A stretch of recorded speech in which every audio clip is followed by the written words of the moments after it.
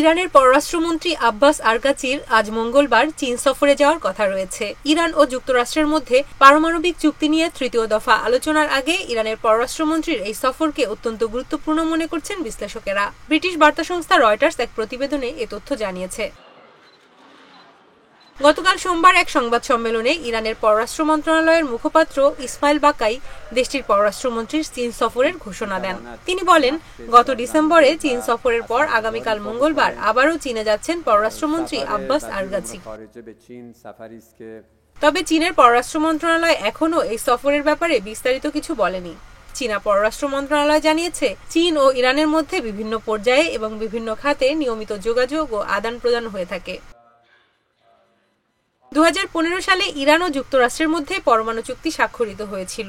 পরে সেটি বাতিল হয়ে যায়। ওই চুক্তির অন্যতম স্বাক্ষরকারী ছিল চীন। Joint comprehensive plan of action নামে পরিচিত ওই চুক্তিতে যুক্তরাষ্ট্র, ব্রিটেন, ফ্রান্স, রাশিয়া, চীন, জার্মানি ও ইউরোপীয় ইউনিয়ন সই করেছিল।